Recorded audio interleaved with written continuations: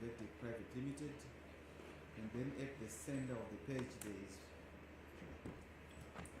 of that letterhead there is Blackdeck Private Limited trading as Colenso Farm, and you are about to explain what TA means. Oh, I've already said it. Yes. Is that what it means? Yes. Very well, thank you.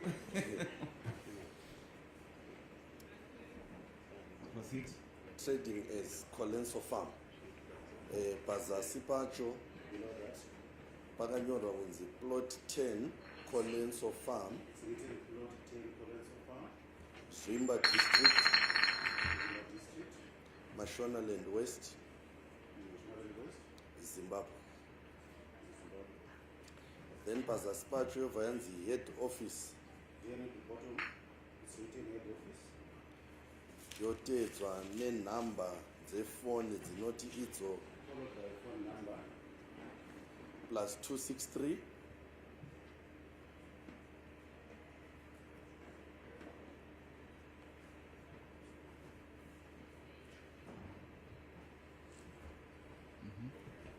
phone number dzinoti idzo plus 263 there's a phone number which is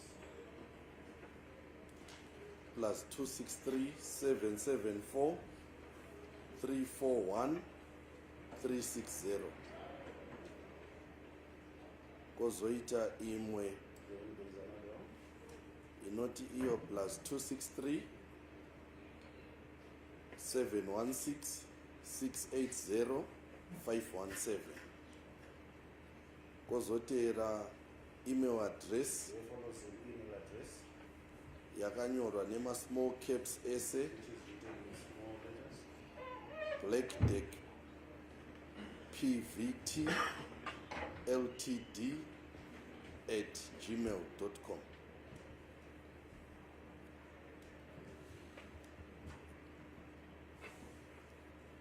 Chimbobata futi mumashure mbichana Also touch on something going backwards.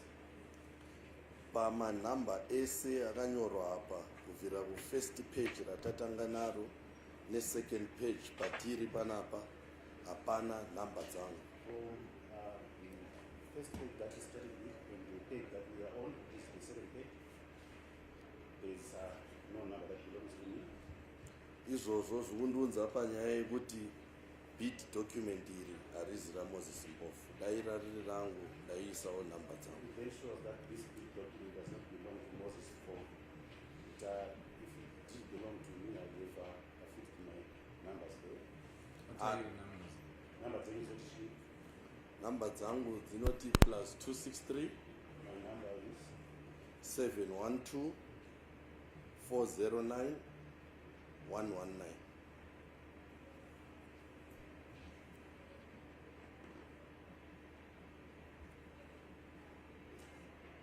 Yes. Todzika patsamba yacho, tsamba yakanyorwa kunzi 17 September 2021. when we go to the letter which is dated 17 September 2021. 2021, Yaka-addresswa iyo kuna the director procurement, it is addressed to the Director Procurement, Ministry of Lands, Agriculture, Fisheries, Water and Rural Resettlement, Private Bank 7701 Causeway, Harare. In a reference yakanzi iyo it has a reference which is as follows. response for the supply and delivery of goods for the Presidential Input Scheme Person Scheme MLA FW RR stroke HQ stroke CB stroke 42 stroke 21. Tsamba yacho inoverenga ichiti iyo The letter is as follows. we hereby submit our response to invitation to the tender for the supply, delivery, construction of goods for the Presidential Input Scheme Person Scheme. Okay. Maybe if you may pause there. Who is being referred to as we? It generally is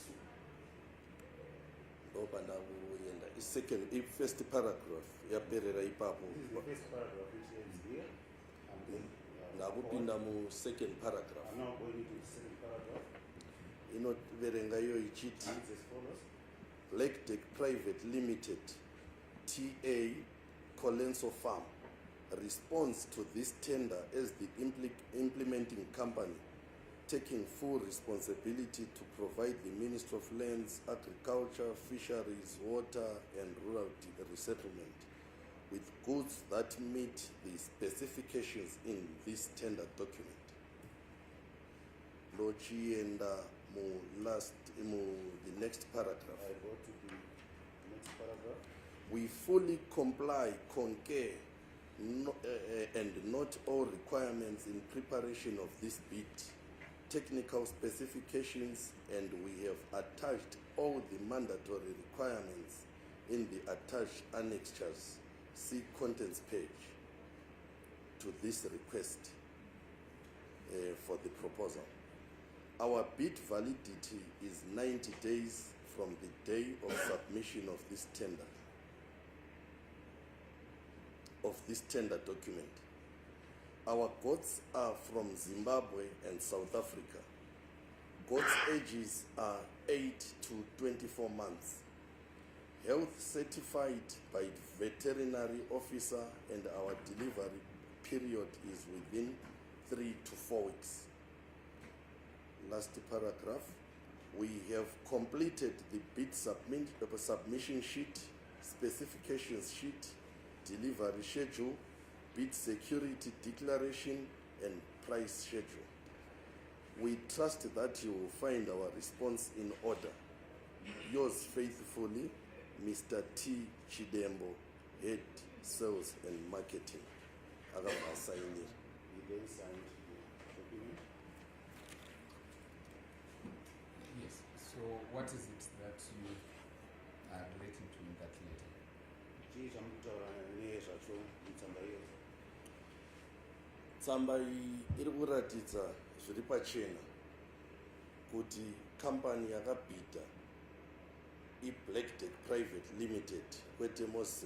This letter shows clearly that the company forwarded the bid to Blackdeck and not Mpofu.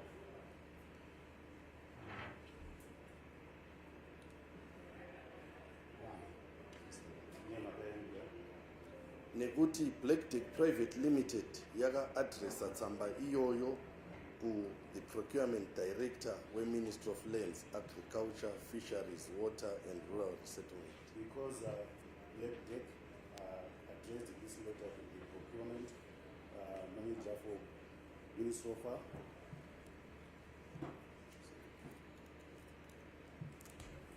for the Ministry of Lands, Agriculture, Fisheries, Water and Rural Settlement. Ichitaura iyo kuti iri ine chido chekuti ipiwe basa iroro. I-application letter ye-Blackdeck Private Limited. Letter by Blackdeck expressing its interest in securing that bid. Okay. Now, if you take note of that page and the previous page that you related to earlier on, you will note that to some extent the letterheads are different. Mukatarisa page iyoyo ababa kutarisa neina chamukutarisa kumashure mukatarisa kuona kuti maletterheads achange akada kusiyana. The first one has some inscription which says livestock poultry farm. Pakanyorwa kunzi livestock poultry farming. The current one that we've just read relates to, has an inscription that reads Blackdeck Private Limited TA Colenso Farm. The state would want to say, you see, all these different letterheads would show that the name of Blackdeck Private Limited, or whichever name you want to put it, is not really clear, which shows that it is your bid, it is your company. This is why we cannot even verify which company it is that participated in the bid. kunyaso kuda pachena kuti chairo chairo izvo zvinobva zvakonzera kuti vati electric ikambani inoteka that it is you yourself Moses Mpofu. ndimini Moses izvozvo ndozviramba and ndozvitsanangura ndichiti izvo I dispute that in my explanation is pese pamaloko maviri akasiyana blackdeck private limited iri muloko rayo kufar left pekutanga papeji rekutanga on both the logos that differ. Limited is on the left side of the page, on the first page. and zita redu rimwe rebranding rinoti iro blackdeck livestock and poultry farming The other name that belongs to us which says Blackdeck Poultry Farming, rinova iro trading name sezvandambotaura which is the trading name that I mentioned earlier on. zita iroro mukaritarisa rakanzi blackdeck livestock and poultry farming kana tichirinyora pese hapabude kuti iprivate limited If you look at that inscription, every time that we write it, it doesn't show that it is a private limited. kureva kuti kwatiri seblackdeck private limited it's a trading name dai taiti ikampani nekuti zita rekampani chero ikanzi ixx enterprises inofanira kunzi private It means limited that this is our trading name because if the company is XX, if it is a company which must carry the inscription private limited. chero ikanzi xx investments inopera nekunzi private limited If it is called XX Investments, it must end with the inscription private limited.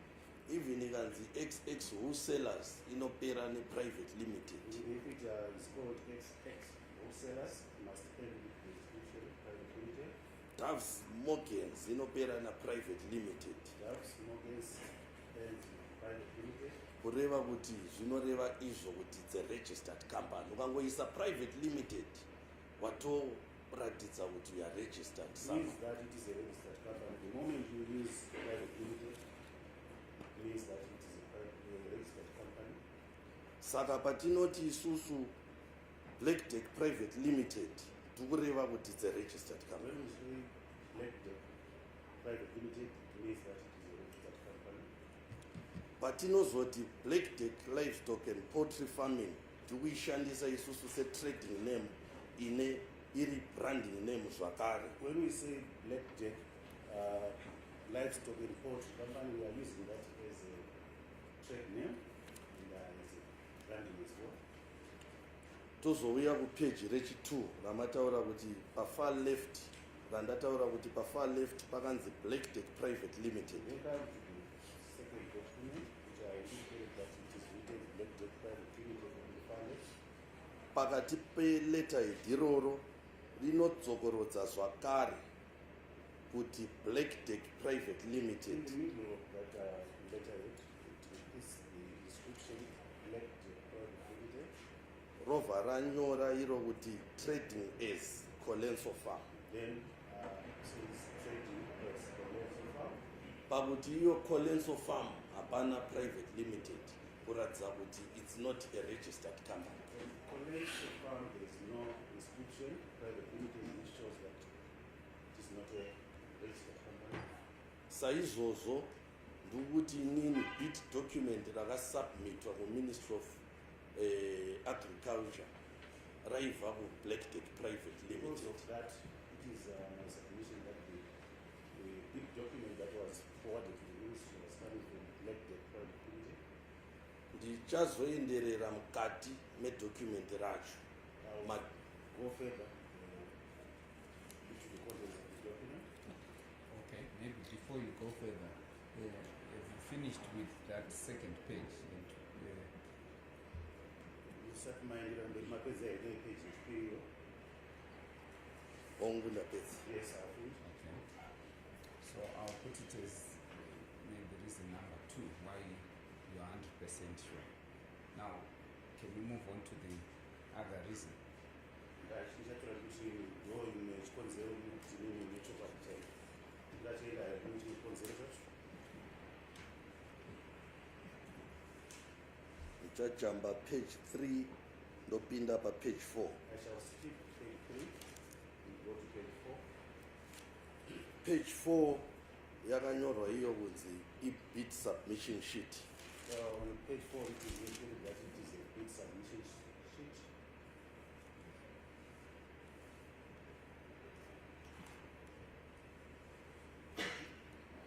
Pasi payo yonyorwa kunzi Below it, not to bidders.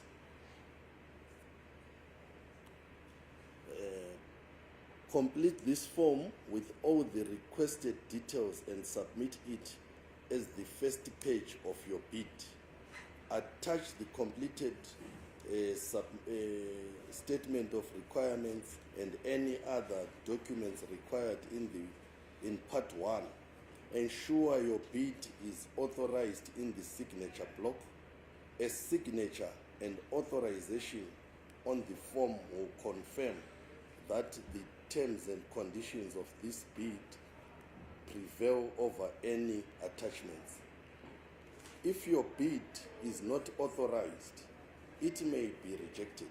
If the bidder is a joint venture, the bid must be signed and authorized representatives of the JV on behalf of the JV and so as to be legally binding on all members as evidenced by the power of attorney signed by the legally authorized representatives.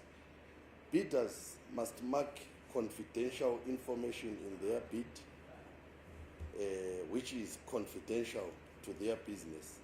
This may include proprietary information, trade secrets, or commercial or financially sensitive information.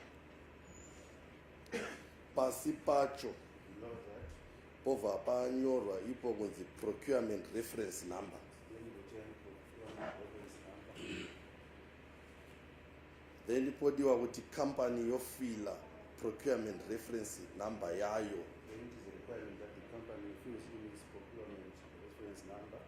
Procurement reference number yacho iyoyo yakanyorerwa ne pen.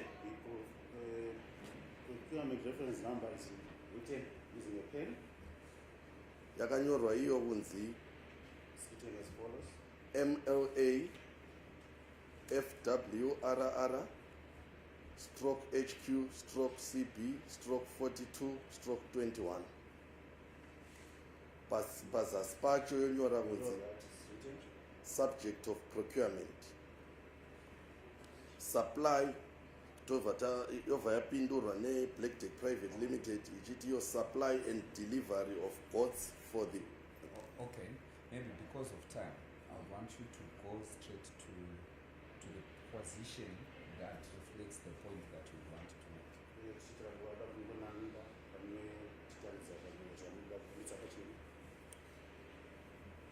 inonyora pazasi pacho kunzi name of bidder. Rice, below that name of bidder. Yova yapindurwa ichiti iyo Applied to as follows. Black Tech Private Limited trading as Colenso Farm.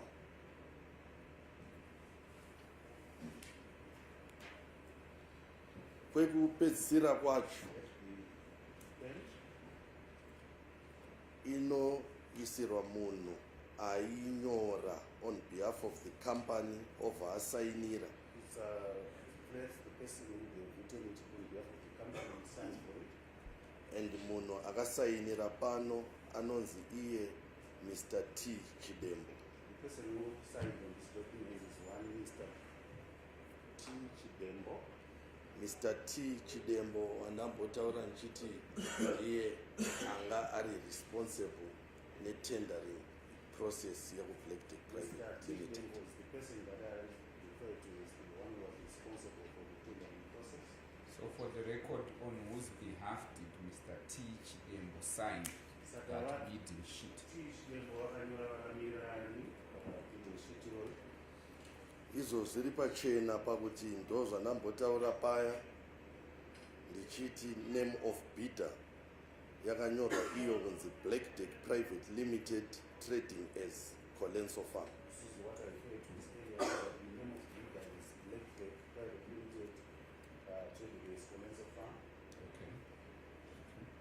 Pazasi pacho Below that pakaratidzwa position yavachidembo shows the position of Mr. Chimombe. anova iye sales and marketing, Is sales and marketing.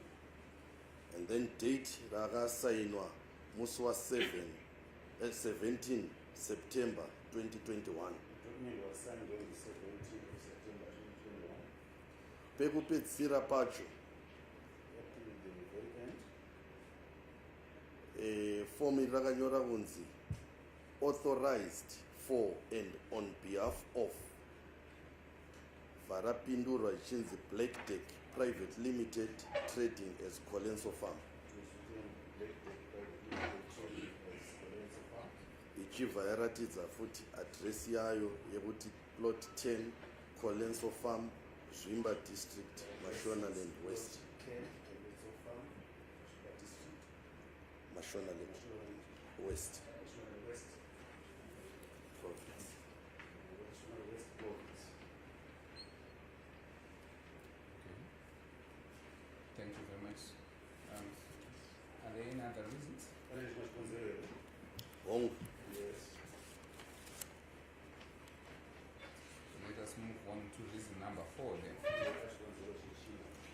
I think page 6 I think that should be page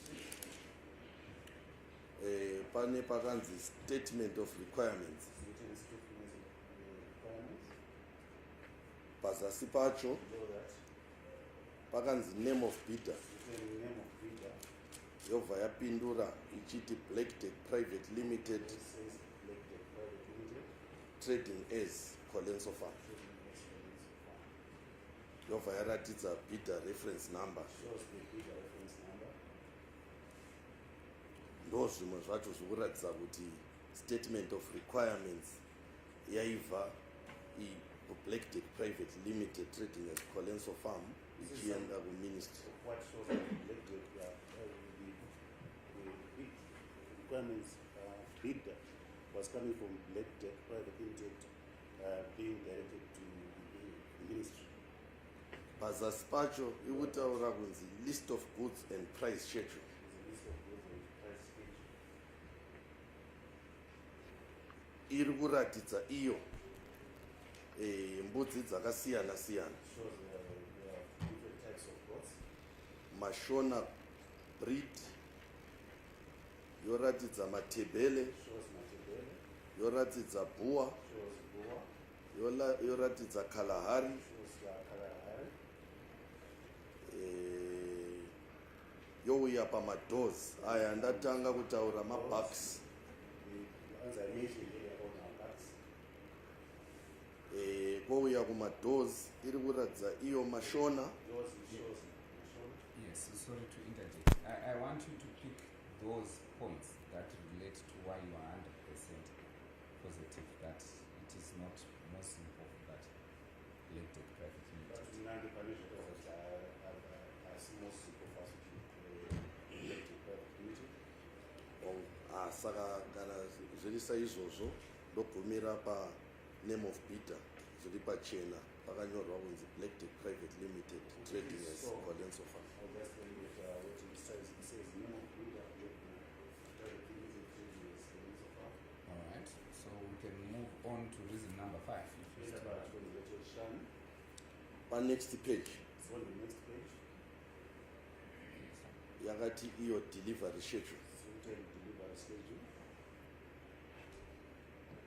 Pa delivery schedule pari kunzi name of bidder, The delivery schedule is written name of bidder.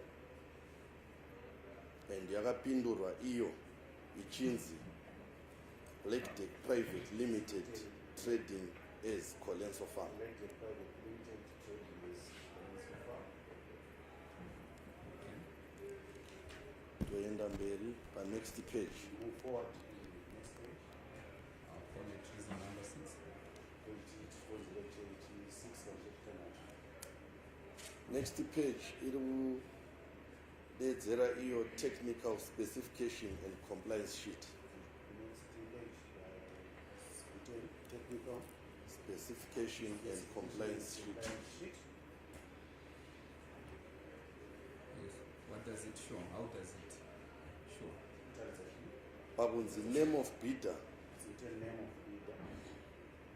iri kupindurwa iyo ichinzi Blackdeck Private Limited Trading as Colenso Farm. It's written Blackdeck Private Limited Trading as Colenso Farm.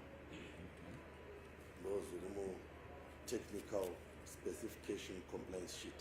Okay. That was the technical compliance sheet. Ndoenda mberi. And then forward, Okay. This is number 7. consider change 7, transaction number.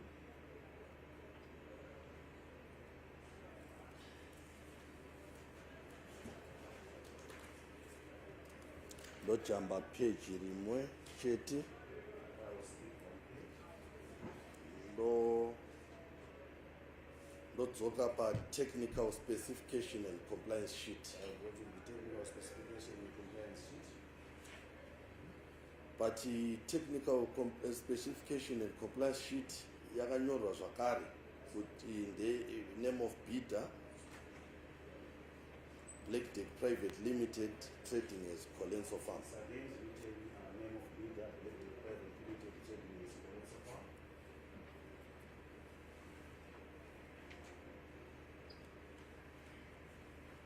Okay. So jamba next page. We skip next page.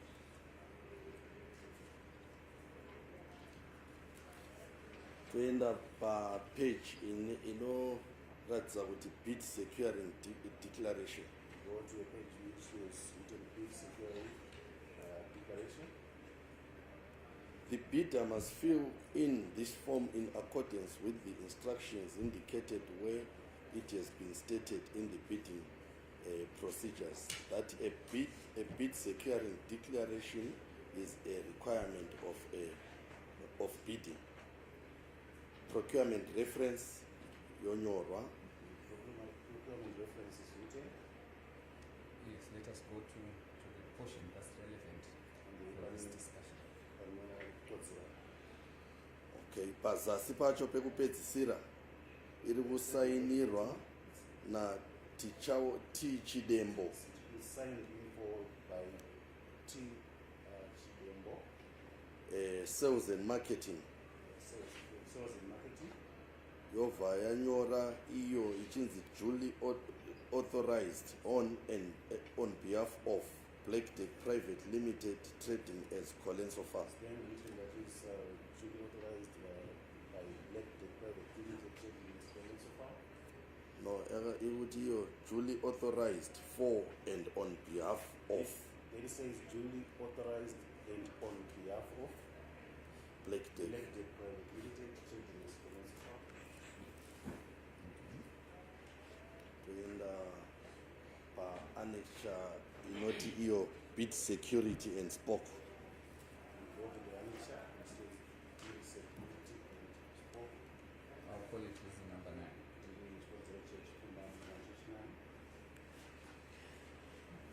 Pa-first iri kuratidza kuti tsamba iri kubva ku-NMB Bank Private, NMB Bank Limited. It shows that the letter is coming from NMB Bank Limited. Limited. Tsamba iyi yaka-adreswa yakanyorwa musi wa-15 September 2021 The letter was written on the 15th of September 2021. ichienda iyo ku-Ministry of Lands, Agriculture, Fisheries and Rural Resettlement. Addressed Ministry of Lands, Agriculture, And water and rural resettlement. Water and Rural Resettlement. Tsamba i-bid securing i-bid security This letter is a bid security. sezvo pa-tender requirement yacho yaiitwa ne-Blackdeck Private Limited ikurati yaida ma-companies kuti aite bid security inobva registered any registered bank. The requirement was that the bid security should come from any registered bank. Saka iyi Black Tech Private Limited yakawanikwa iyo NMB That Bank. one for Black Tech Private Limited was secured from NMB Bank. Iri kuverenga ichiti iyo It reads as follows. after per reference ndeyembudzi. After the reference, it will do goes. Whereas Black Tech Private Limited of 6 Carson Close, Greendale, Harare, submitted its bid dated 15 September 2021. The supply of and delivery of livestock inputs first person scheme, herein called the bid. Saka tsamba iyi ikuratidza kuti yainyorerwa pamusana peBlack Tech Private So Limited. this letter shows that it was written because of the existence of Black Tech Private Limited. Do you have any other reasons? Yeah, akati wande. There are several. Okay, let us move on to the next one. Tojamba touya pane spoke fee. There's a spoke fee. Spoke fee inoreva iyo kuti special procurement oversight committee fee. The spoke fee means special Oversight committee fee. How do you spell spoke? SPOC. It's an abbreviation. And you said it means Special procurement oversight committee fee.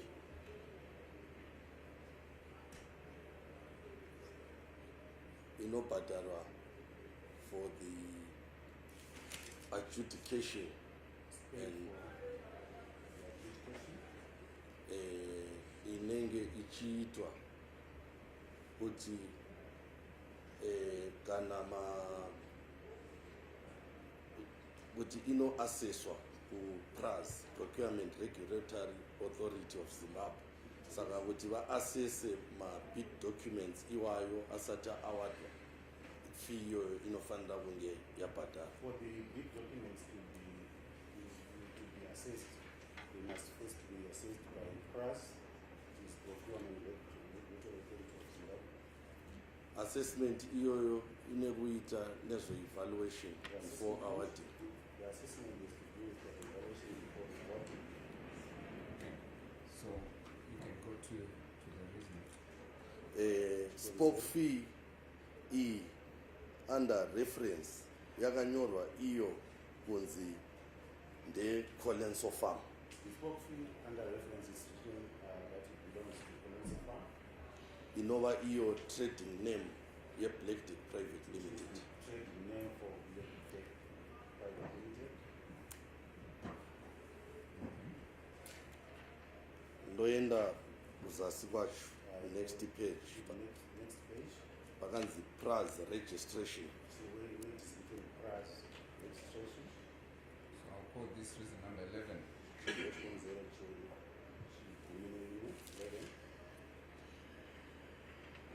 PRAZ, Procurement Regulatory Authority of Zimbabwe, 2021 annual registration of a bidder.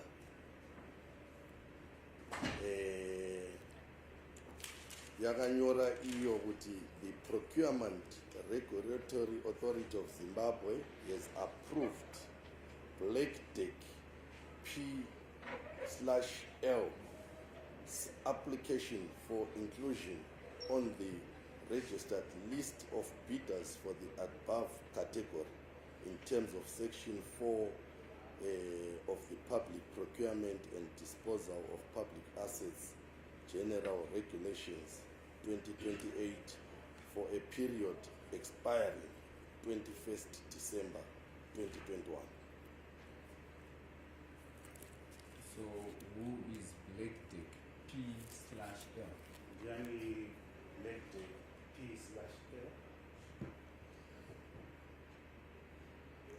Matorero andikuzviita ndichizviverenga pano zvinomirira izvo. PL anomirira private and then L anomirira limited. The way I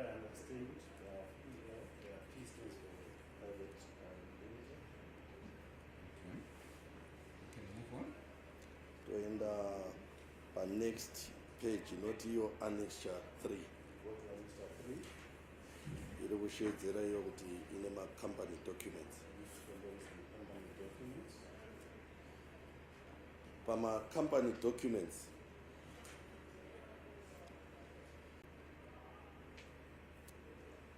pazasi pacho Below that, yobva yaratidza kuti certificate of incorporation that is, it is a certificate of incorporation. yakanyorwa iyo kuti I hereby certify that Following.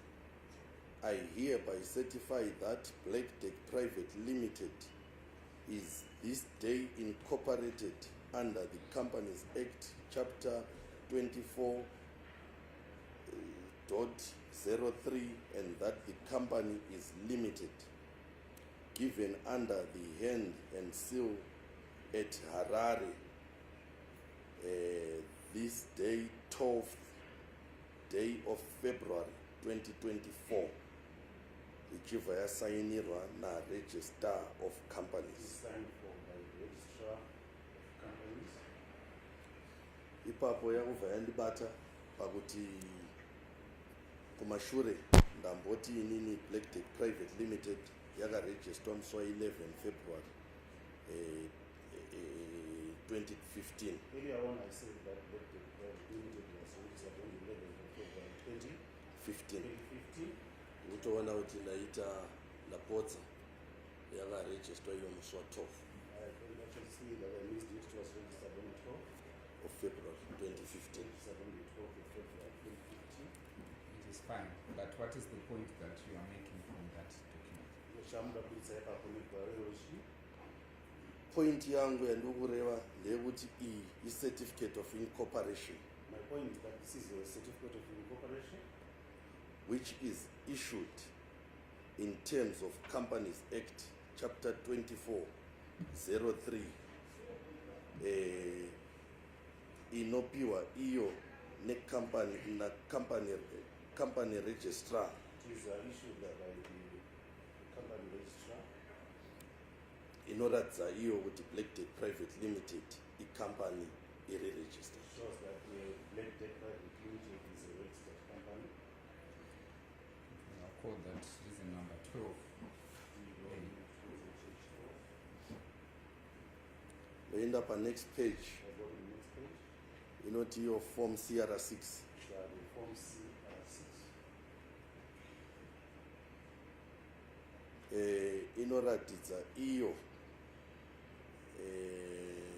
the name of the company Shows the name of the company. kuti i-Black Deck Private Limited. It's a Black Deck Private Limited.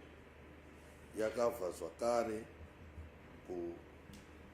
ku-registrar of It companies was issued again by the registrar of companies under the Companies Act Chapter 24.03. Okay. Can we move on? I'll call it 12B. 12B. Ndouya pa next page ine form CR14 The next page is the Form CR14. ma list of directors, principal officer It's a list of directors, principal officer of a foreign company. of the company. Ndozvakanyorwa. That is what is written here. At what point are you driving on that That is page? what is set up.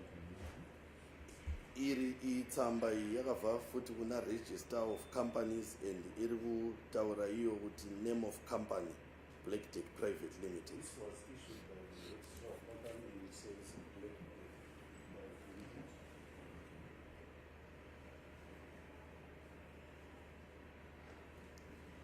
And apa next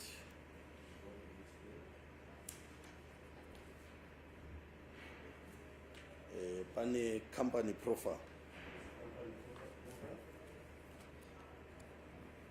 Company profile iri kuratidza pamusoro payo Company profile shows on top logo ye Black Deck Private Limited the logo of Black Deck Private Limited. paside pacho pakati nepakati just about in the middle, yakati iyo Black Tech Private Limited it says Black Tech Private Limited, trading as Colenso Farm. trading as Colenso Farm. Okay, I'll call it reason number 13. Any other reasons? Aitifambe nayo. Yes,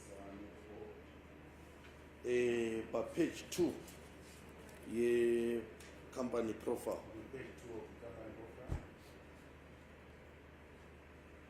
Pazasi pemombe iri kuratidzira apa. below a picture depicting oven,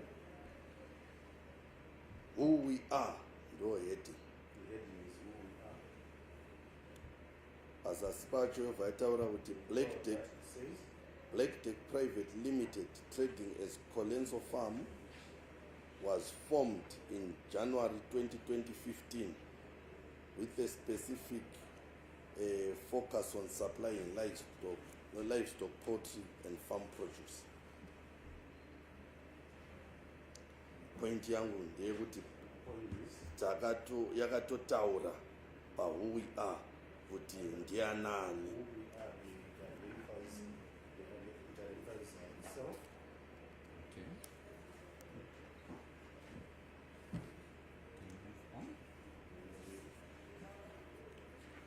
Company profile yacho pamapage ayo ese zvawo pamusoro inotanga ne logo reBlack Tech Private Limited. All the pages of the company profile, the top it starts with the logo for Black Tech Private Limited.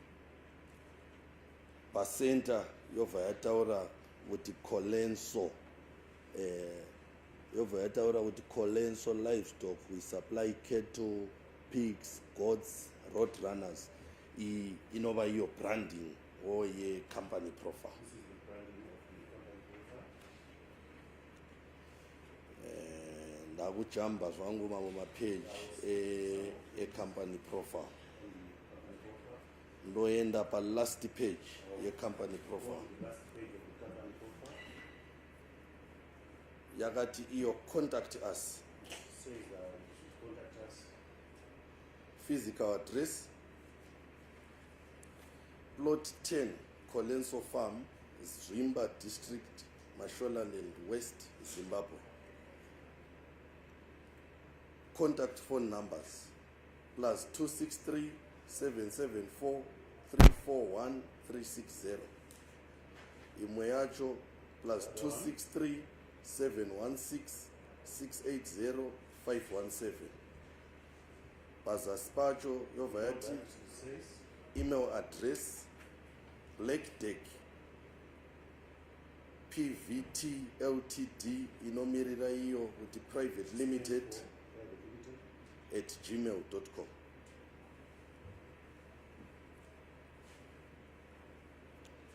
Toenda pane next page, annexure 5. Pane Zimra, Zimbabwe Revenue Authority Tax Clearance Certificate. Zimra tax clearance certificate.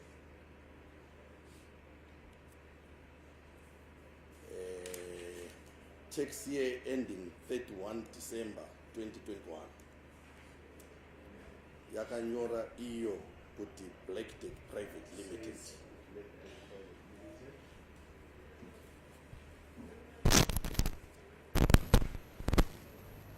Toyenda pa page, annexure 6. Before you move to the next page, we can zero in on that. Yes, in our text page. The state, amongst its submission, alleges that you procured and obtained that document.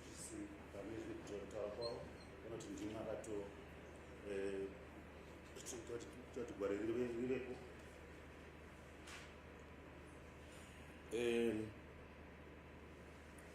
Inini Samosi Mpofu Mpofu handina kutsvaka gwaro iri kana kutsvaka gwaro rimwe chete zvaro pane yese I handambotaura. did not apply this document any other document that I refer to here. Asikuthi Black Tech Private Limited through my manager responsible tender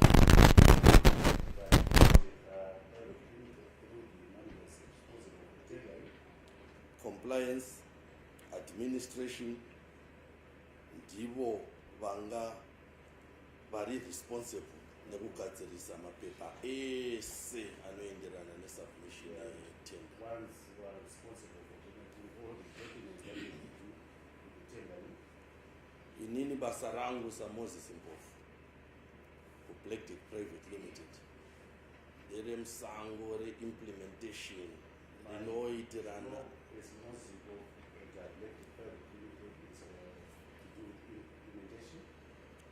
ndikabvunzwa zvembudzi ndikabvunzwa zvehuku zvemombe zvezvirimwa ndokwangu chaiko I'm questioning about poultry, livestock, and produce. That is material. zvimwe zvinoita nezvemagwaro zvemari yekambani zvelogistics yekambani nezvimwe zvakadaro daro handiko iko. All that has to do with company documents, company finances, that's which concern you. Okay. We can move on to, I think I had indicated it to be, this is number 14. That is also section number 40, So we can move on to 15. agenda number 15. topinda paannexure 6 itender receipt. Annexure 6, which is a tender receipt. Receipt rakanyorwa iro kunzi Black Tech Written Black Tech Investments Private Limited. Investments Private Limited. raibva iro receipt iri rakatengwa kune ministry richipiwa munhu akanotenga tender document on behalf of Black Tech Private Was Limited. issued by the ministry, the bill given to the person who had done the transaction on behalf of Black Tech Private Limited. ndo $10 US yandamboreva paya This is the $10, the US dollars which I referred to earlier on. yekuti kuti ukwanise kuwana document rekubhidha ndiyo yaibhadharwa panguva yacho or its equivalent. That for you to apply the bidding document, you have to pay that money that is equivalent In local in local currency. currency. So dai nakaenda inini saMoses Mpofu If I had gone there as a most simple, ndosvika kuministry ndoti ndauya mari yenyu iyi to get to the ministry and offer them their money, ndovati ndikuda tender document vanondibvunza company name they indicate that I need this document. They will ask me for the company name. ndobva ndavati inini aiwa ndonzi Mr. Moses Mpofu Then say Mr. Moses Mpofu. vaisanditendera kundipa document They will iroro not kana have, kunditengesa they will not have sold that document for me.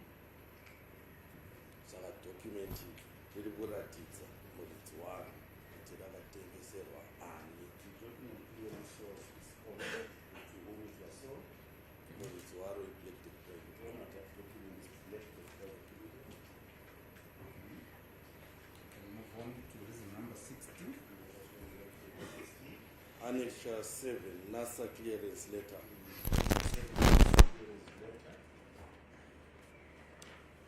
pari kuratidza ipo National Security Authority Compliance Certificate. National Security Compliance Certificate. This is to certify that Black Tech Private Limited, trading as Black Tech Private Limited, Social Security Registration Number 0197190L. Validity period pazasi pacho Below that, 01 July 2021 to 30 September 2021. Okay, you can make your point. that Put- is Pay applied. attention to what. point yangu ndeyekuti certificate iyi is to certify, rikunyora rega riri pachena kuti this is to certify that Black Tech Private Limited. Saka ndere Black Tech Private Limited.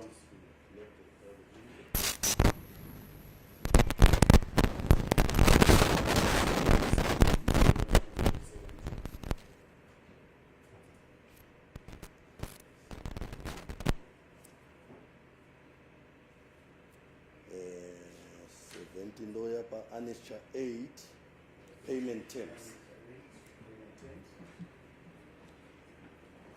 Kune letterhead yandambotaura nezvayo inova iyo ndoziva maletterhead kune 2 iyi yandikutaura nezvayo ndeye Black Tech Trading as Colenso Farm.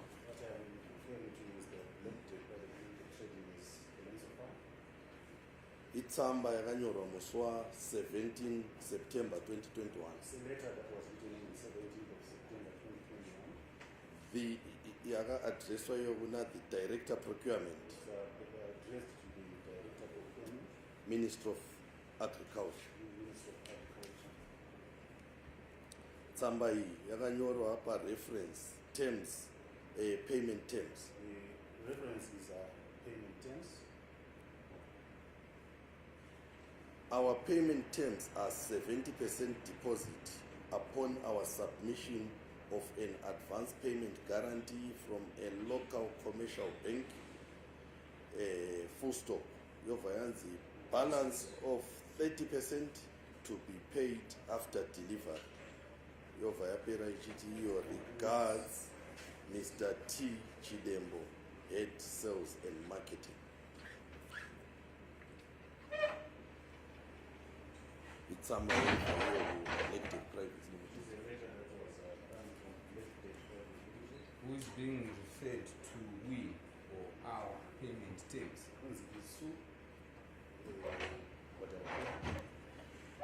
Setsamba iri kubva kuBlack Tech Private Limited. Our payment iBlack Tech Private Limited ma zero and weed. And we are kureva Black Tech Private Limited as a company. Kune declaration letter. Ya ine letterhead zvakare rakafana nerandabva kutaura nezvaro. Similar to the one that I just referred to. Ine tsamba yakanyorwa musi wa 17 September 2021. There's a letter that was on the 17th of September 2021. Yaka-addresswa kuna Director Procurement, Addressed to the Director Procurement, Minister of Lands, Agriculture, Fisheries, Water and Rural Resettlement. Reference yayo iri kunzi declaration letter. the reference is a declaration letter. But declaration letter iri kuti iyo Black Tech Private Limited. Declaration letter says Black Tech Private Limited trading as Colenso Farm, its directors hereby declare the following: that we do not have a conflict of interest in relation to this procurement requirement, and that we have not been debarred from participating in public procurement under Section 72 in bracket 6 of the Act and Section 74 of the regulations, or declared ineligible under Section 99 of the Act. Tsamba iyoyo ndakujamba imwe zvangu kuparagraph I'm skipping a paragraph. Yes, you can. ndobva ndaenda kwekugumisira inoti iyo regards Mr. T. Chidembo, head Indicated it to this is number 18. We move on to number 19.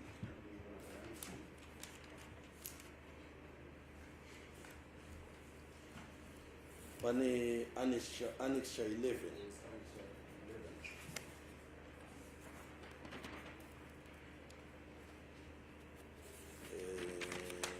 shareholding structure. Concerns the holding structure. Itsamba zvakare iri pa letterhead rimwe chete In a letter, with all the same letterhead, sorry, actually iri paletterhead rakasiyana but ratambotaura nezvaro rekutanga riri pafirst page rakati palogo yaro Black Deck Private Limited yobva yanyora nechepakati kuti Black Deck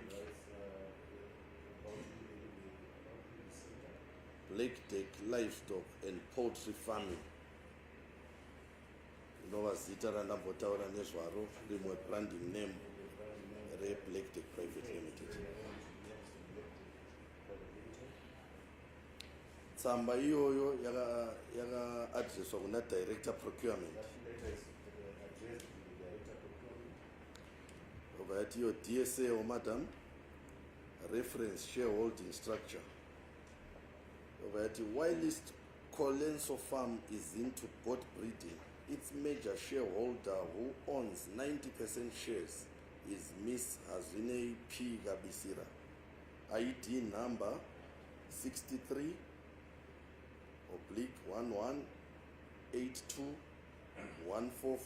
63/1182-144-X63. Is a woman. Yobva yapera yosainirwa iyo na vachidembo head of sales and marketing.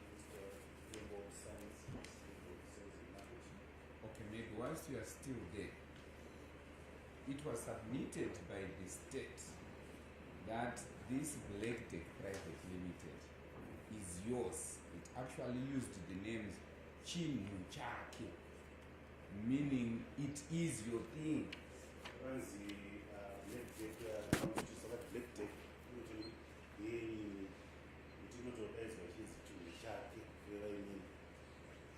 What is your response with regards to what you have just stated?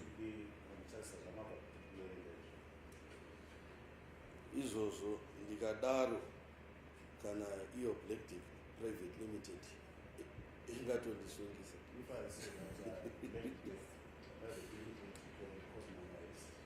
It's not my personal company. I'm part of Black Deck Private Limited. I'm a director of Black Deck Private Limited. The member shares angu and now as a majority shareholder of Black Deck Private Limited. The Mr. Sunega Bisira. I have my shares in the company. I'm a director, but the major shareholder is Miss Sunega Bisira. Sunega Bisira. And I'm a minority shareholder. Saka Black Deck Private Limited, I just changed. So Black Deck Private Limited is not mine. Okay, thank you. Can we move forward?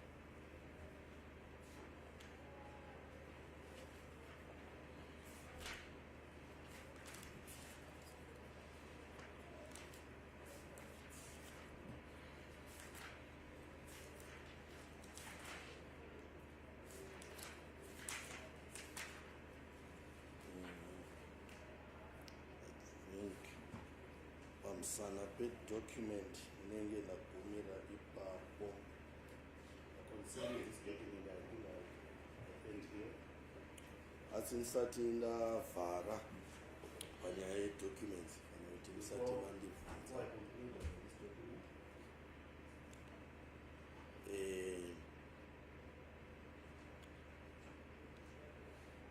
Document iri kune pa 1 pandiri chete sezita rangu. Achida kupa clarify ipapo. once, I want to clarify that. Okay, where is that? The party of And Pa- you can proceed to clarify. Pasiara 14 is 40 kuti ndiri mumwe wemadirectors wecompany. shows that I am one of the company directors. Izvozvo handiswezvera. I do not dispute that.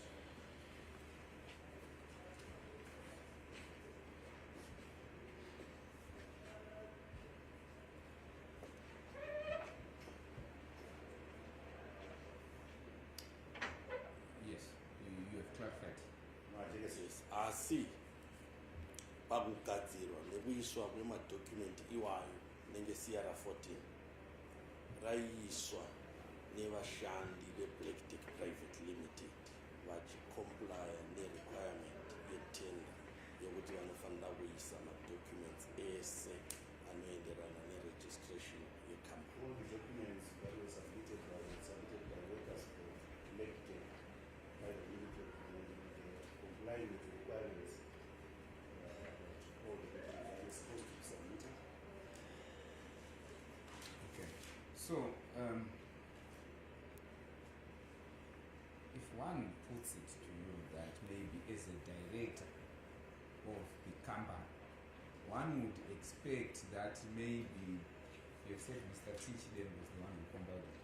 Maybe he came with it, he showed you, or you must have known, or you ought to have known of the existence of the document, or you ought to have participated in the preparation of that document. What would be your response? Minister Director at Dr. Chimombe, Minister Director kana munhu akati vakatouya vachikutaridza kuti magwaro ndinawo maitoziva nezvavo kuti makatova nechekuitawo pakugadzira kwemagwaro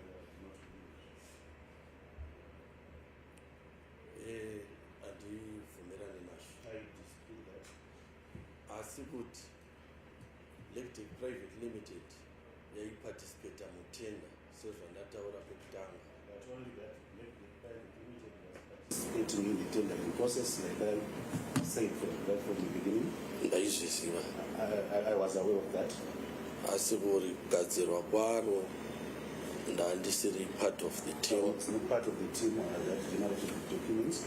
Until submission document ndandisipo pakusubmit. I was not involved in the submission of the document.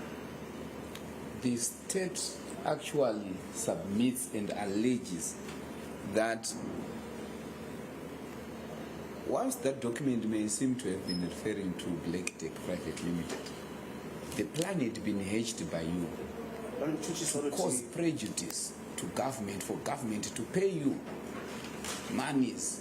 So you then went under the guise or cover of the company that applies there, but in effect, it is you.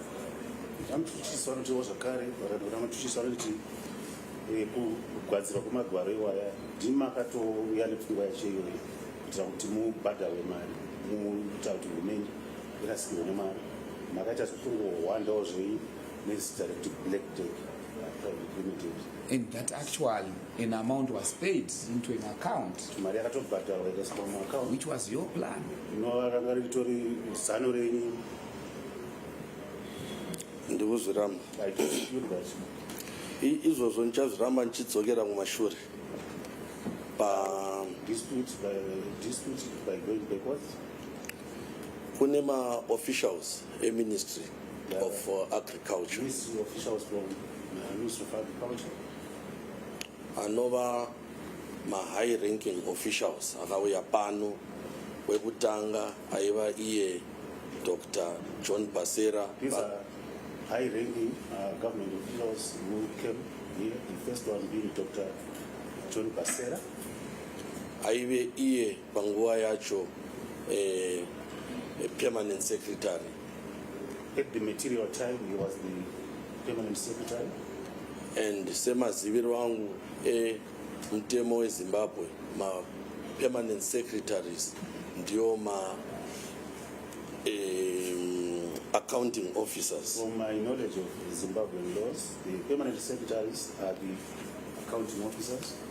And ma-accounting officers ndio are responsible ne-procurement yese ye-ministry. These are accounting officers are the ones who are responsible for all the procurement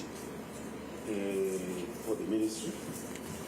Ivo John Basera vakapupura mudare rino vachitaura ivo kuti ministry yakashandidzana nekambani inova iyo Black Tech Private Limited.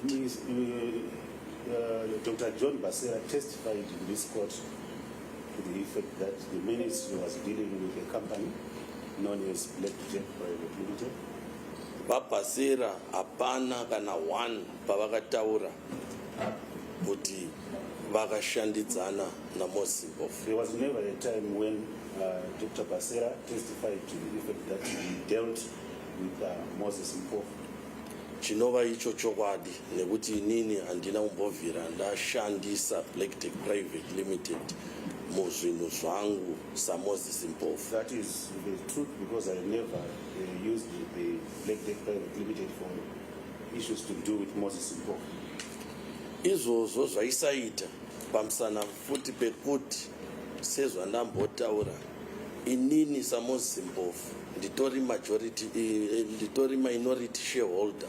That was not going to be possible because, like I indicated earlier on, as Moses Mpofu, I'm actually a minority shareholder. Zvichireva kuti ndina majority shareholder wecompany anova chairman ane masimba anodarika inini mucompany. There is a majority shareholder for the company who also happens to be the chairperson and wields more authority than me.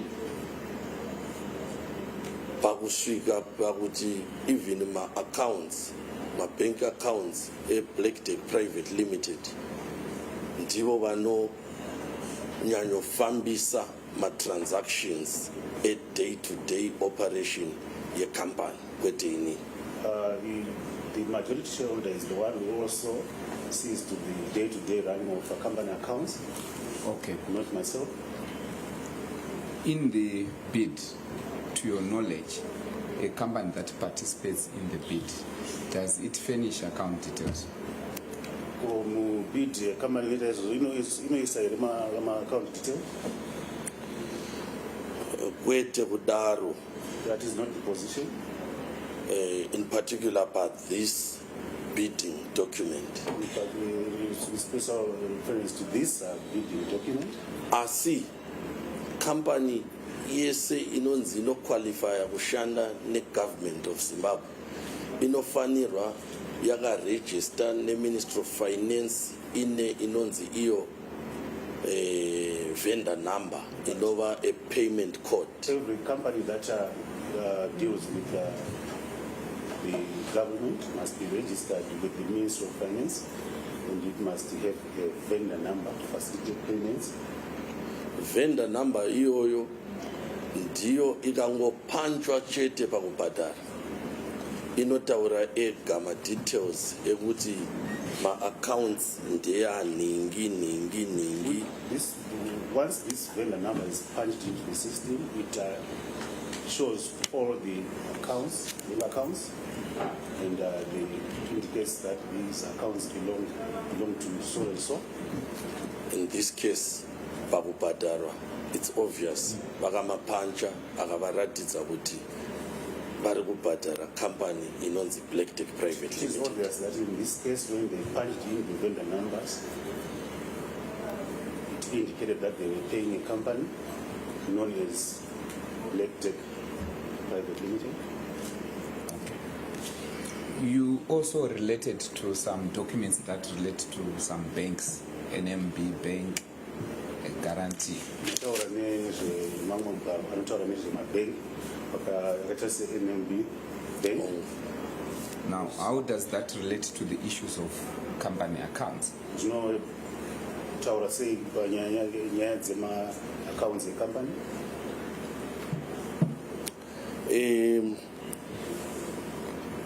Vana NMB Bank tine ma-agents aripo muno anobatsira makambani emuZimbabwe. In this case, kune inonzi Cretshaw. We have agents which in here in Zimbabwe that assist companies, and in this case we have what is known as Cretshaw. Cretshaw inobatsira ma-companies mahombe neari kukura kuvabatsira nema-guarantees anenge ma-bid bond, ma-spoke fees. Assists big companies and those that are still small companies to guarantee big documents. Okay. Maybe let me rephrase.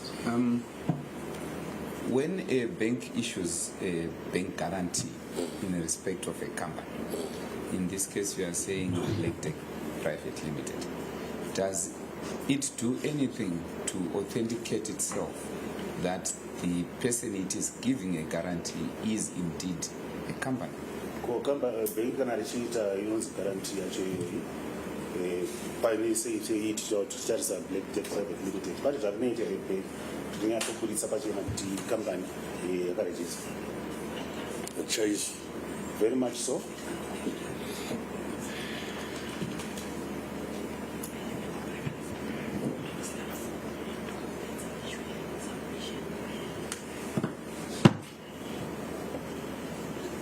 Okay. So you have indicated about the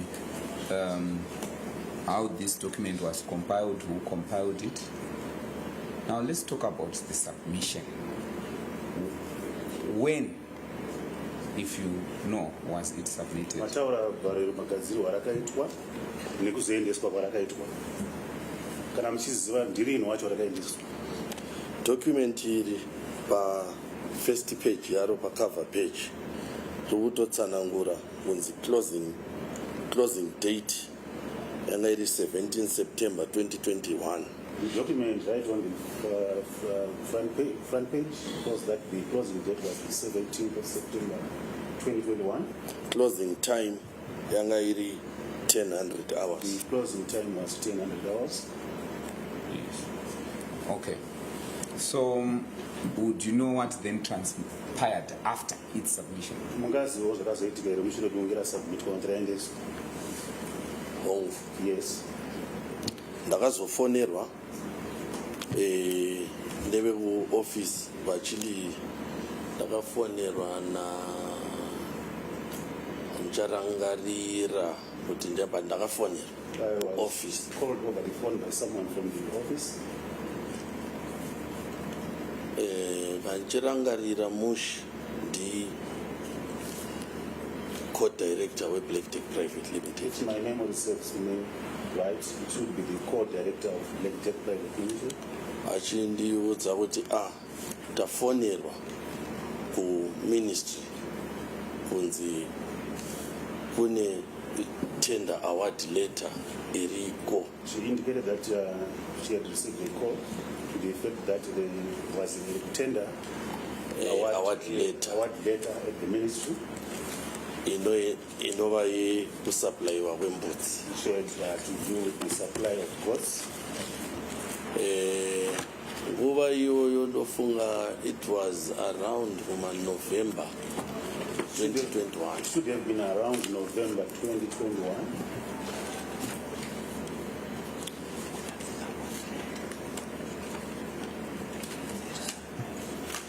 Okay, yes. What were you told?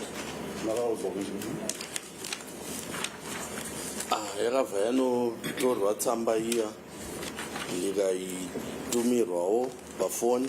The letter was collected and it was sent to me electronically. Okay. Phone. May you please have sight of this document? I'm referring the witness, my lord, to exhibit number 8, which is the award letter.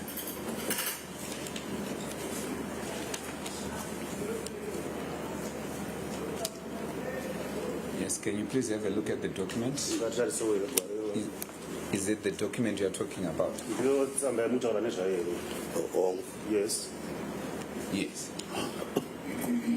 What transpired when you were shown that document?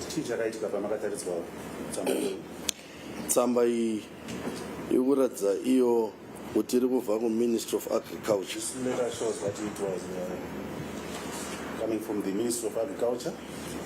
Yakanyorwa iyo musi wa3 November 2021. It was written on the 3rd of November 2021. Ichinyorerwa iyo Black Tech Private Limited Harare. Addressed to Black Tech Private Limited Harare. Ikanzi iyo DSA or medium competitive bid reference number supply delivery of goods for presidential input person scheme. Ministry of Lands, Agriculture, Fisheries, Water, Rural Development as in terms of section 55 Lot 2 of Public Procurement and Disposal of Public Assets Act, Chapter 22-23, as read with Statutory Instrument 5 of 2018, Section 33.2 of Procurement Regulations, has pleasure to advise your bid with respect to the above has been successful and awarded as follows. Okay, maybe before you go, who is being referred to as your bid?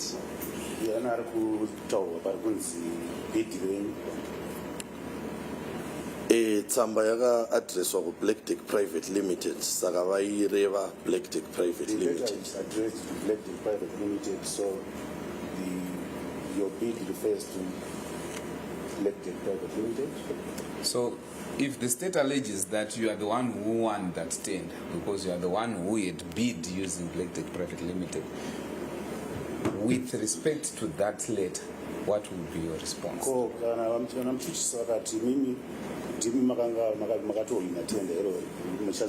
Tech Private Limited,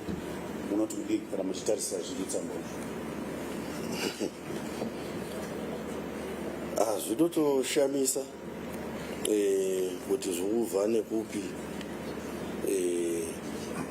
nekuti patsamba iyi hapana kana zita rangu sezvandatsanangura, hapana pandakamboshandisa kambani kuti ndikuita zvinhu zvangu samosimbo. Yes, we're actually surprised as to where this is coming from, because that letter does not bear my name, and there was never a time when I used Black Tech Private Limited for my personal business as most simple. Okay. All right. Then what then transpired after? Ndaishandisa inini Black Tech Private Limited toti se company yangu as an individual. Mari dzakabhadharwa, for example, ne-Ministry of Agriculture, dzakaenda ku-account ye-Black Tech Private Limited. If I had been using Black Tech Private Limited as my personal business, but the money that was paid by the Ministry of Agriculture went into the accounts of Black Tech Private Limited. Ndotofara pakuti pamagwaro akaunzwa ne-state andairatidzwa nemagweta kune ma-bank statement e-Black Tech Private Limited. I'm actually glad that the documents that were furnished by the state, there are some bank statements for Black Tech Private Limited. And pama-transactions ese akaitwa ne-Black Tech Private Limited, hapana kana one yakaenda kuna Mpofu's bank account. As of all the transactions that were done by Black Tech Private Limited, there was never a transaction that was done to do with Mpofu.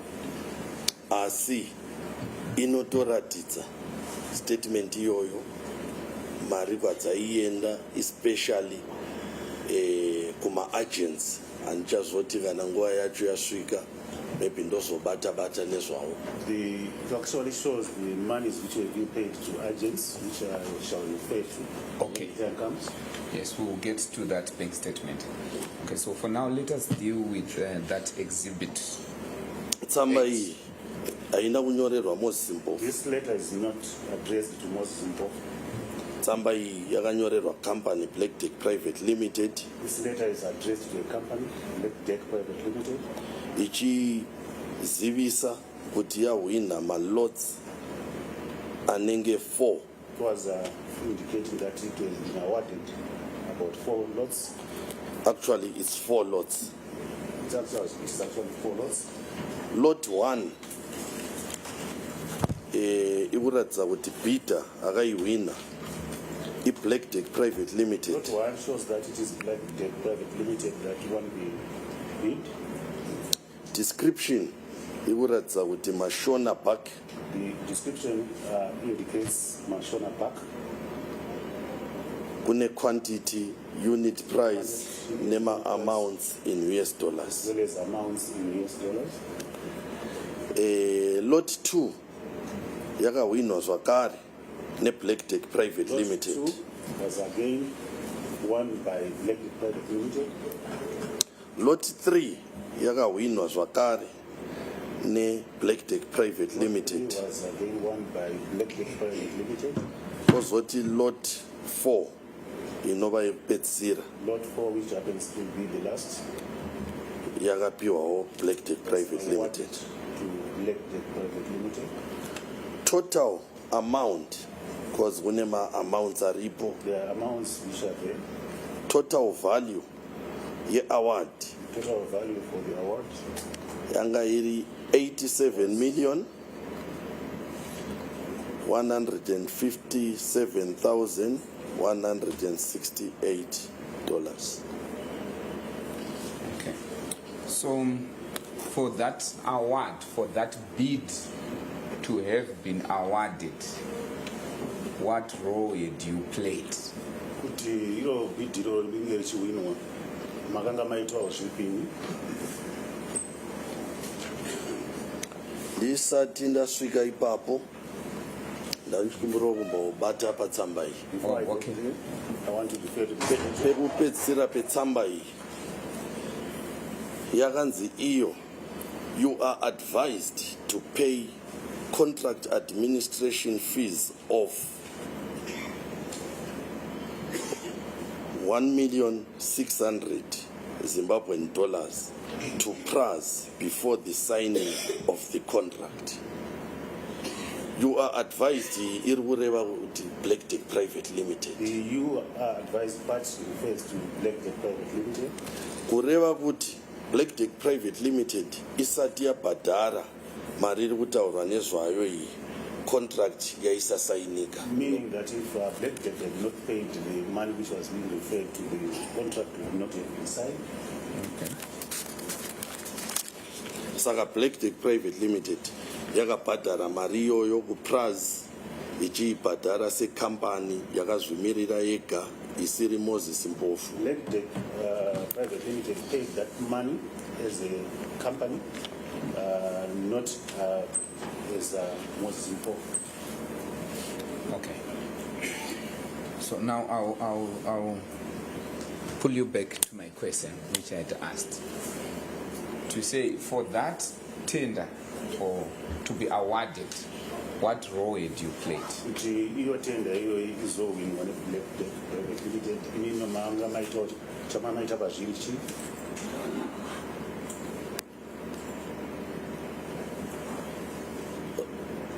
Kuvhumirana nemanagement kuti ngatiparticipatei mutenda iyoyi.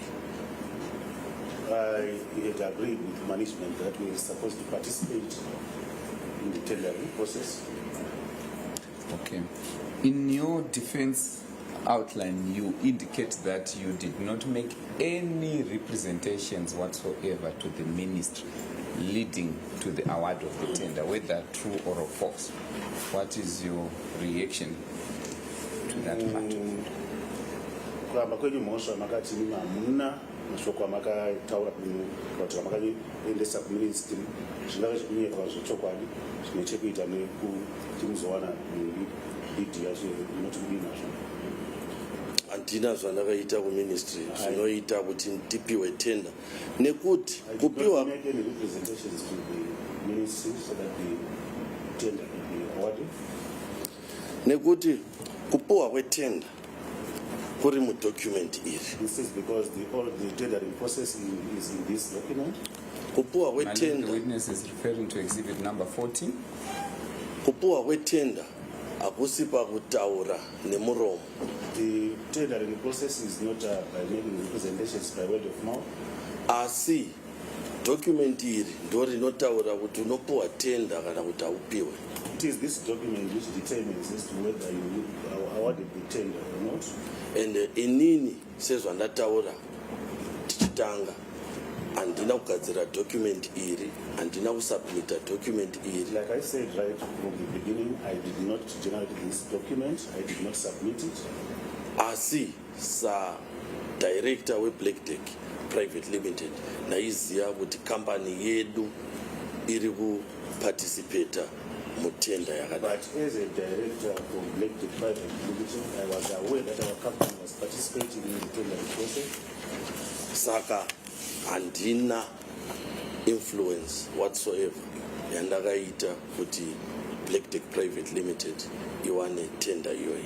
I had no influence whatsoever for Black Tech Private Limited to be awarded this tender. Okay, the state goes on to allege that you misrepresented, you you misrepresented to the ministry that Black Tech Private Limited was compliant with ZIMRA and tax issues. Anotira zvakare imimi saMoses Mpofu ndimi akatonyepera kuministry kuti Black Tech Private Limited yakanga yatedzera zvese zvinodiwa neZIMRA, which led to exhibit number 8 being given by the ministry, genuinely believing that indeed Black Tech Private Limited was tax compliant. zvakazoita kuti unge bichiwapowa chiratidzo chechisereka kuti number 8 icho vachito vane pfungwa dzekuti Black Tech Private Limited yakanga yakabhadhara matax ayese. What is your reaction? Unopinda nechii? Izvo ndikuzviramba. I'm disputing that. Ndikuzviramba nchiti nyaya iyi yemagwaro pandakasungwa ndainge ndiri kuchambodzoka kumashure mbichana. When I go a bit backwards. Ndanga ndiri kuChina. When I was arrested. Ndichibva ndadzoka kuZimbabwe kuno. I was in China, then traveling back to Zimbabwe. Ndichifambirawo rimwe basawo rangu randaifambira risinei nekuita nezve Black Tech Private Limited. I had traveled on personal business that had nothing to do with Black Tech Private Limited. Mukudzoka kwangu munyika. Upon my return to this country. Ndo pandakasungwa. That was when I was arrested. Kusungwa kwangu ndo pandakaratidzwa magwaro ekuti inini saMoses Mpofu ndakabikira mapepa kana kuti kuforja mapepa. Upon my arrest, that was when I was shown some documents and it was alleged that. Okay. May you please hold?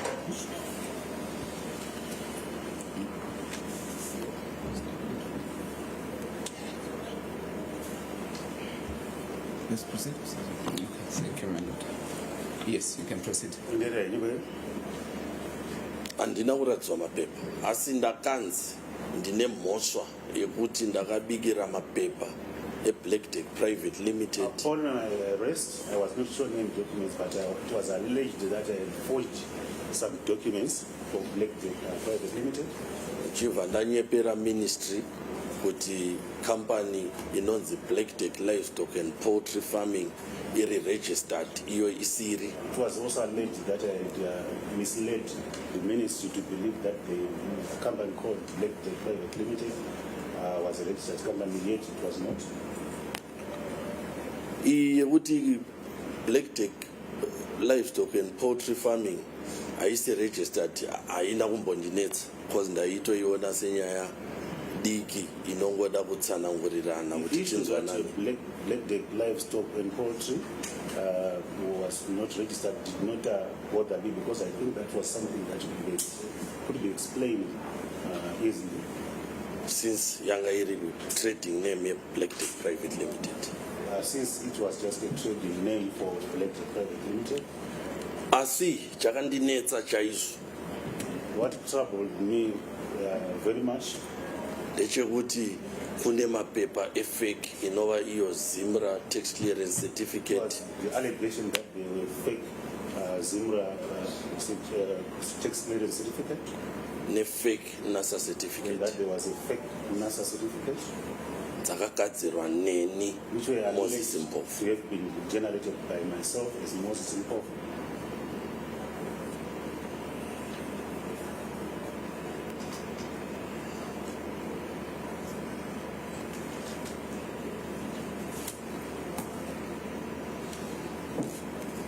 Yes. Zvakandinetsa ndo masungirwo andakaitwa ndaenda kucourt abva kucourt remanded in custody musi wa 26 June 2024. Troubled me very much. I was arrested, taken to court, and was remanded in custody on the 26th of June 2024. years kusvika nanhasi ndichiri mukati. I'm still incarcerated. Zvakandishungurudza ndikasenda mashoko kune vaiuya kuzondiona kuti akomana kuri kunzii panapa.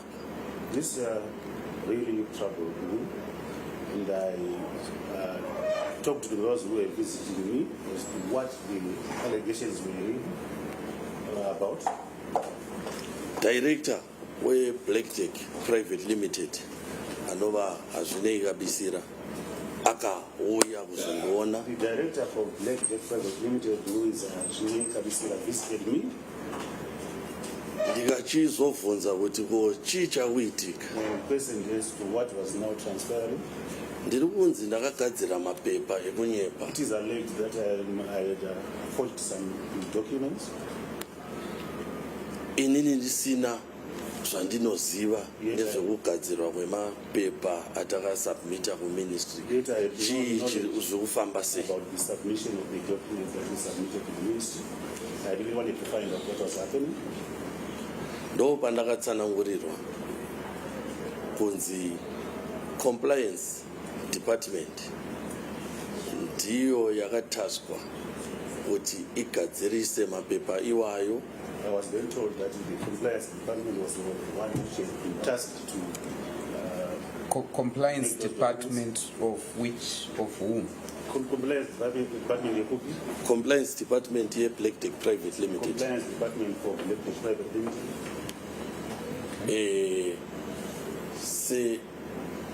Sezvaigara zvichiitwa kukamba ndiyo yakafambira nhau dzemapepa ika-outsourca munhu akagadzira mapepa. This was the norm in the company, and it was the same department which had outsourced the person who made those documents. Who is in the compliance department? Who in particular? Compliance department. Compliance department ina Vusomozi Mpofu. There is Vusomozi Mpofu. How would you spell that? VU SU MU ZI. Kuna Evans Chikwara. There is Evans Chikwara.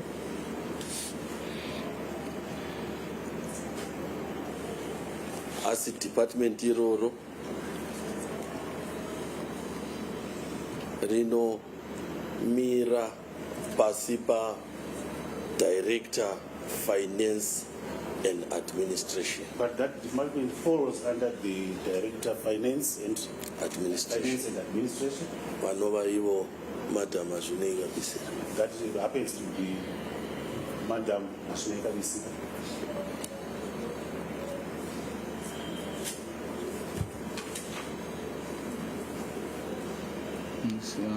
Council will be stopping at 4 o'clock. At 4 p.m. Indebted, my lord. Okay. Yes, you were explaining that it had outsourced. Yes. When?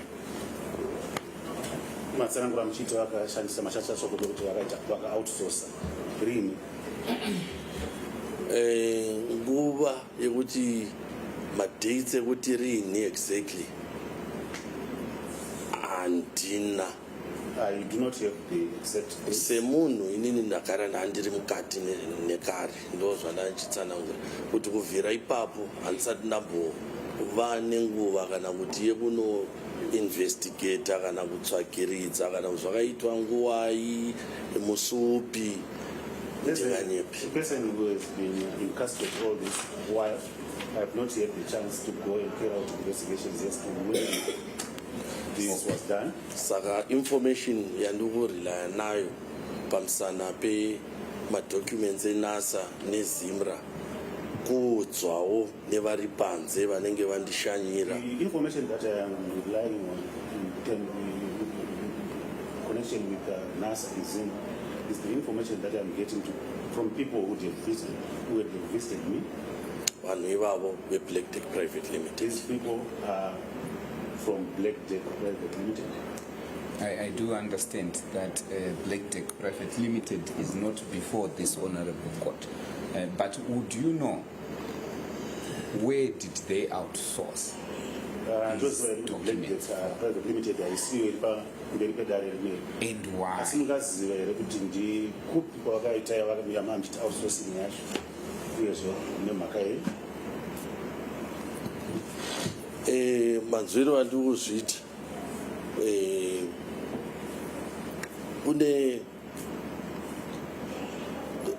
kuna compliance office agara anoifambira mapepa kwete ezimra nenhasa chete anoenderana nezvesitoko zvese izvozvo. From what I hear, there is a compliance officer who deals with not documents from NASA or Zimra only. So ivavo vanhu vandataura mazita ndo vakaengenja the consultant akagadzira mapepa iwayo panguva So the people whose names have been mentioned are the ones who engaged this consultant who made these documents. zvakare ndabva kuinquire kuvanhu vanondishanyira vanova ve-Black Tech Private Limited. Consultant iye akavaitira kozi ndabvunza kuti nanzwa mudare muno kuti po zvinhu izvi hanzi zvinoitwa pakombiyuta wakagara mumba mako wakadai. Ndakapindwa kunzi aiwa mudhara hazviitwe saizvozvo. After I asked for the people who were visiting me, I informed that these documents were generated on a computer whilst in the sitting room. I was told that this is not a position. Ndakapiwa muenzaniso wekuti kuti mudhara imimi kana muchienda toti mukuenda kuDubai kana kuChina kuEmirates kana kuQatar Airways kana Emirates Airline kana Ethiopian Airline munokuziva asi munotenga maetickets enyu togara chikutengerai through a travel agent one. I was told that when I traveled to Dubai, I buy tickets from you. They always use travel agencies. So vairatidza kundionesa kuti hazvisi as easy as kungogara pasi ongoita wakagara mumba mako. They were trying to show me that it was not possible, easy to just generate those documents whilst you're seated in your home. So ndosaka vakaengeja munhu wavaka-outsourca kuti abatsire kugadzira makambani. This is why they engage the person that they outsourced so that assist in coming up with those documents. And manzwiro andakazozviita ndeyekuti munhu iyeye kana consultant iyeye haana kutanga kushandira Black Tech Private Limited ipapo agara imboshandiswa. From what I read, I feel that this person had been used by Black Tech Private Limited before. It was not his first time to be consulted. What is the name of the person? Pandakaudzwa ndichibvunza ainzi Kundai Bwana. When I asked, I was told that his name is Kundai Bwana, if I'm not mistaken. And the consultant iyeye aitaura achinzi anoita achishandirawo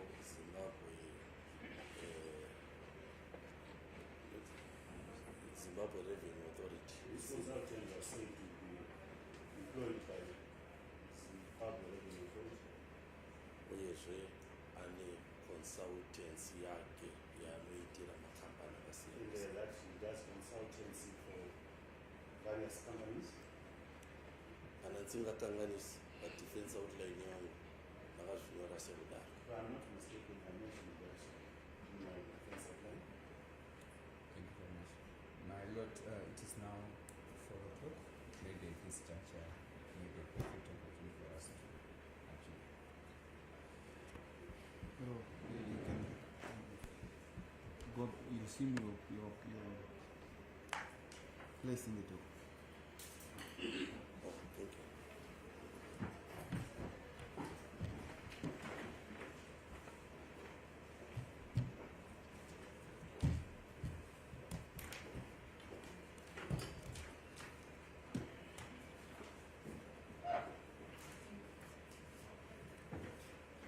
Yes, well, we will continue tomorrow, but I'm not likely to be available before 2:30. For reasons you already know. So we propose to adjourn the trial to tomorrow at 2:30. State. The second will be attended by what? Yes.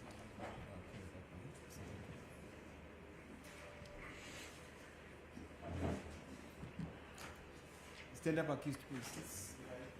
Mr. Mpofu, you continue giving evidence tomorrow at 2:30. So the matter is adjourned to 2:30 on the 24th of July in this court.